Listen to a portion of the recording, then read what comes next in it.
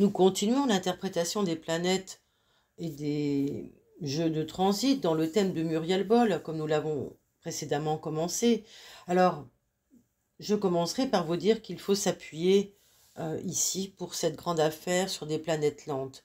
Ce sont elles qui vont changer les choses puisqu'on est sur une affaire en rapport avec le temps. Donc, il est fort à parier que Neptune, qui va changer de signe l'année prochaine, qui est une planète très lente, elle n'est jamais entrée en bélier de notre temps. Donc, elle va faire un carré ici par transit à sa lune natale. Donc autant vous dire que c'est quelque chose qui n'a jamais existé et eu lieu de son vivant et qu'elle n'en aura pas du tout le contrôle. Et personne n'en aura le contrôle. Alors, est-ce qu'elle sera dans la mesure de faire face aux mensonges supplémentaires, de faire face à la manipulation? Est-ce qu'elle pourra exposer une nouvelle version? Il y aura quelque chose de l'ordre, peut-être, de l'abandon, de la trahison, un degré quelconque qui va être revisité. Et si elle revient sur sa déposition, par exemple, en disant qu'elle a été contrainte ou que ça a été quelque chose de subi pour elle, eh bien effectivement, il y aura un rapport avec la trahison. Elle sera obligée de rompre avec le schéma toxique de la loyauté familiale. Neptune, en transit dans sa maison 6, va aussi l'obliger à se confronter à sa blessure originelle à Chiron. Et pour la guérir ici, il sera question pour elle de voir à quoi elle a servi en tant que personne, à quelle cause elle s'est dévouée. Et si elle a servi une cause dite impure, souillant son âme, en quelque sorte un mensonge, eh bien, elle risque d'en payer les frais et d'en payer l'addition.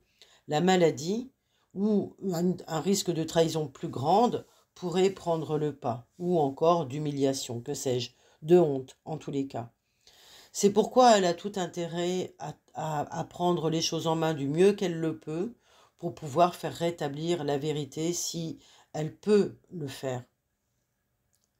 En bélier, il est question ici de s'affranchir pour Neptune et de s'affirmer, peut-être aussi pour Muriel, devant une sœur qui a eu trop d'emprise dans sa vie, qui a eu un diktat. Et le cheminement de sa conscience serait de se rendre compte à quel point elle a été sous cette emprise et pour quelles raisons elle a pu, pour sa construction, accepter les conditions. Neptune est de surcroît le régent ésotérique de sa lune, donc il va forcément bousculer les choses et apporter avec le temps un nouveau paradigme. Au regard de ce qu'elle a été jusqu'à présent, les choses vont changer. Elle ne pourra plus se fier à ce qu'elle a été, sur ce qu'elle a été jusqu'à présent. Et lorsque, possiblement, elle aura compris que sa blessure du rejet peut être guérie ou tout au moins transformée et qu'elle n'est plus conditionnée ou attachée, pieds et mains liés à son image idéale de mère transposée sur sa sœur, ni liée à ce comportement, elle va avancer sur le chemin de l'autonomie. Elle pourra lâcher prise avec le besoin de tout protéger, de donner sa part au contrôle, d'étouffer peut-être aussi la vérité ou l'autre. Voilà, c'est quelque chose qu'elle aura à comprendre. Elle a, comme son idole, comme Johnny Hallyday, une lune noire en cancer. Voilà, si ça peut l'aider, elle doit arriver à reprendre contact avec ses émotions changeantes et les accueillir comme ses propres enfants. C'est là où elle doit être une bonne mère pour elle-même, accueillir ses émotions comme si c'était ses propres enfants. Ne plus avoir peur d'être jugée par les autres, par l'opinion publique, par sa famille, par ses proches, pour être en paix avec elle-même. Et elle peut le faire possiblement. Cette lune noire en cancer indique également que le drame a eu lieu en rapport avec la famille, avec le lien à la mère, à la sœur, mais aussi en transit. Cette lune noire va devenir une initiatrice, une accoucheuse d'âme et aussi une belle éveilleuse de conscience. Elle va permettre à cette enfant lune de recontacter peut-être l'âme d'enfant et de laisser la place à l'émotion pour se manifester. Ici aussi également, Neptune va tout faire pour reprendre contact avec le sens de l'unité, c'est-à-dire qu'elle va pouvoir réunir peut-être toutes les parties sombres, là où il y a eu de l'oubli de soi, de la négation de ses ressentis, y assumer peut-être une réalité morbide, une réalité pas belle à voir, qui aurait renié, qui aurait été dans le mensonge, dans l'enfermement. Elle va pouvoir tout embrasser et tout réunir en une seule parole, en une seule action. Tous les cas, elle en a la possibilité. Les énergies vont pouvoir l'aider à remplir le vide sidéral dans lequel elle a été, qu'elle a comblé par peut-être un comportement qui n'était pas celui qu'elle aurait aimé avoir, mais qu'elle a adopté parce qu'elle était jeune, et dans lequel euh, elle aurait tort de rester en tous les cas. Par ailleurs, on peut aussi savoir que selon la logique du choc traumatique, on peut vraiment, euh, on peut vraiment comprendre qu'il y a derrière cela des voiles sur la mémoire d'un événement et qu'il y a un intérêt à le garder dans le déni. Peut-être que le comportement que l'on a confié au secret du temps qui passe euh, va pouvoir enfin se montrer à la réalité euh, et se transformer. Donc ce traumatisme, finalement, il a pu être d'un bon secours jusqu'à présent, mais aujourd'hui, il est temps de le traiter. Ce sera peut-être le but de son Honor de la libérer émotionnellement de ses prisons psychiques, puisqu'elle a un Honor en poisson, et de ses prisons émotionnelles aussi. Muriel Boll doit apprendre à sortir de son carcan familial et de toutes les injonctions inconscientes formulées à son égard. Mettre de côté aussi tout ce qu'il a obligé à remplir un rôle, une fonction, à être dans l'obéissance, et tout ce qui l'a empêché d'être elle-même et de se respecter. Alors on l'imagine très bien, la violence de la pression qu'elle a pu subir, mais aussi sa souffrance toutes ces années à devoir se taire dans un lourd secret qu'elle ne comprenait plus, celui peut-être d'un consensus, de protection clanique dont elle serait le pivot central et en même temps le bouc émissaire. Voilà. Mais notons qu'avant de terminer, il y a une planète Uranus qui va aussi passer, qui vient de passer sur son Saturne et son Vénus, et donc sur ses maîtres d'ascendant Balance. Donc intérieurement, elle est en chemin, elle chemine, les choses se transforment et se libèrent peu à peu.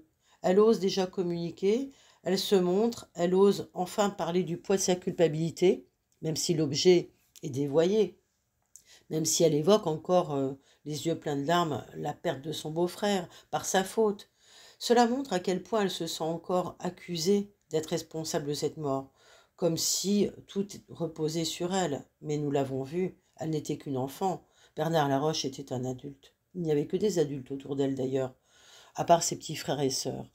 Donc ce serait oublier l'âge qu'avaient les protagonistes à l'époque, que de rester clivée à cette version. Et si elle s'en veut et qu'elle cherche encore à mettre dans la balance aujourd'hui sa souffrance, son repentir, pour convaincre son clan éloigné géographiquement de sa bonne foi, eh bien, c'est encore une erreur qu'elle devra contourner d'ici quelque temps.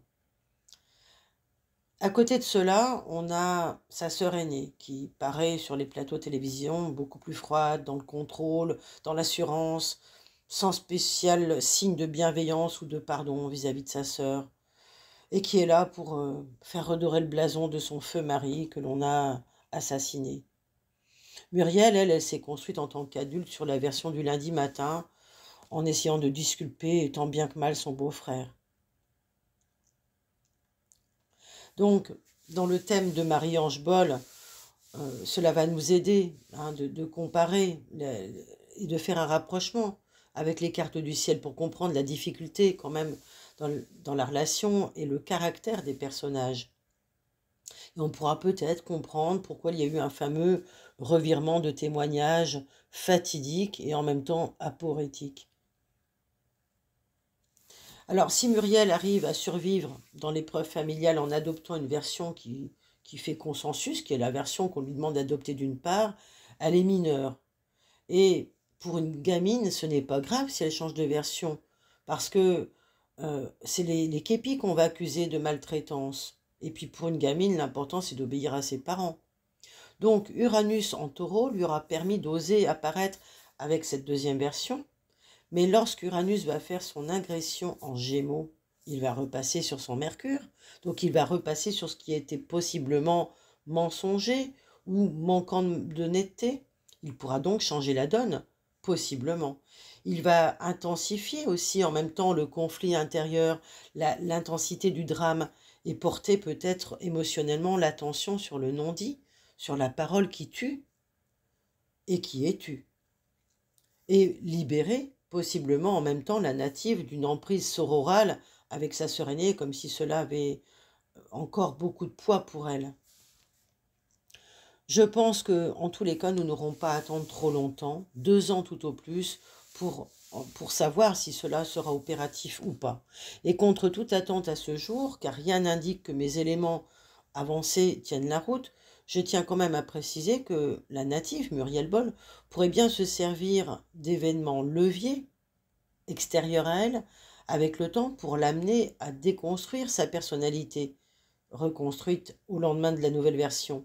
Et puis peut-être qu'elle pourra rejoindre la jeune ado qu'elle était pour en extraire la mémoire spontanée, la mémoire d'avant le décès de Grégory. Il y a aussi dans le thème une double conjonction des maîtres de l'ascendant, Saturne et Vénus, qui le donnent en possible. Ce sera peut-être au prix d'un travail sérieux psychologique, de guérison, de maturation, de prise de responsabilité aussi, un vrai travail psychothérapeutique pour clarifier toutes ces zones d'attachement et de dépendance, ces zones toxiques encore qui ont pu la polluer. Car il est certain que sa deuxième version tient de sa dépendance affective inconsciente avec sa famille, avec sa sœur, sa fratrie, dans une espèce de loyauté familiale invisible, vous l'avez compris. Par ailleurs, dans son thème, il y a une chaîne planétaire. Et le puits de cette chaîne planétaire, c'est-à-dire la dernière planète, c'est Mars en Sagittaire. Il y a là, chez la native, une lutte pour un combat, pour la justice, pour la vérité. Elle peut avoir le dessus en se faisant aider de la loi. Sur ses croyances, elle peut avoir le dessus car il y a quelque chose qu'elle pourra dépasser, peut-être son mécanisme de défense. Elle peut aussi apprendre à se voir aujourd'hui comme hier, comme quelqu'un qui a fait ce qu'il a pu, avec ce qu'elle était, avec les circonstances qu'elle avait à ce moment-là, dans son temps historique. Et de plus, nous pouvons observer que dans son thème, toutes les clés sont données, car elle possède également un bel axe intercepté qui comprend l'axe parental. Donc il y a vraiment quelque chose à déjouer qui pourra lui apporter un grand cadeau si elle le déjoue.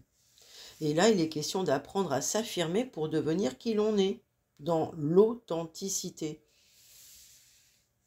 Il est question de prendre la responsabilité de guérir, entre autres, des mémoires d'exploitation familiale en faisant justice, peut-être sur une blessure d'anonymat et sur un secret de famille qui serait répété, en fait. Il y a tous ces éléments-là à comprendre. Alors, entendons-nous ici, l'anonymat, c'est aussi se taire, c'est aussi être tu, c'est aussi endosser un rôle qui n'est pas le nôtre, c'est se rendre anonyme à ce que l'on est. Et puis, on est bien obligé de garder en mémoire que le marasme collectif, familial, induit par le drame qui l'a empêché de vivre une croissance autonome à 14 ans, Saturne était en carré croissant et elle n'a pas pu voir l'emprise de son aîné se refermer sur elle, puisque c'était en fait son cadre de référence, elle n'avait pas ce type de questions à se poser. Mais dans la levée possible de l'interception, on pourrait ici voir une chance inouïe, une demande des ancêtres de l'arbre familial au niveau de leurs âmes supérieures, évidemment, qui pourrait se faire ici et qui demanderait à Muriel de les libérer de leur souffrance. Elle a la chance en plus d'avoir un soleil, un guide très soutenant. Elle pourra se laisser guider, emmener par sa lumière, par sa conscience et se libérer progressivement de toutes les engrammes traumatiques qui ont pu laisser de véritables trous noirs dans sa mémoire. Elle pourra s'en libérer parce qu'elle va être guidée si elle accepte d'aller sur ce chemin. Mais d'une façon ou d'une autre, indépendamment de cette affaire, souvenons-nous que, à force d'être répété, un mensonge que l'on se fait petit ou adulte, une version de fait que l'on prend pour sienne, sera celle qui sera répétée et choisie par la mémoire. C'est le principe aussi de la fenêtre d'Overton quelque part, hein. On va conserver la vision que l'on a des choses et de sa lucarne. Et le reste n'existera plus avec le temps. Mais en fait, pour le cas de Muriel, elle a la capacité à retrouver ce qui s'est passé. Et je suis très heureuse d'avoir fait cette étude parce que finalement, je suis moi-même surprise du résultat. Je donne les possibles. Après, bien sûr que ça lui appartient et il faut qu'elle soit sur le niveau de conscience qui lui permette de le faire. Mais toutes les énergies vont l'aider à aller en ce sens. Car si, étant jeune, elle avait l'envie d'exprimer le désir de sauver la vérité première, vous savez comme moi, et Christophe Ondelat le dit très bien, elle n'aurait pas inventé la deuxième version. Elle pourrait juste se retrouver dans une mémoire atavique de honte. Saturne-Vénus, c'est aussi la honte en maison 7. Mais cette honte, c'est quelque chose qu'elle est venue transformer dans son continuum de conscience, descendant, ascendant. Voilà pour cette partie. Il nous reste à voir maintenant le thème de Marie-Ange, ce que nous allons faire dans le prochain podcast. Merci pour vos soutiens, pour vos likes, pour vos dons, pour vos partages. À très bientôt.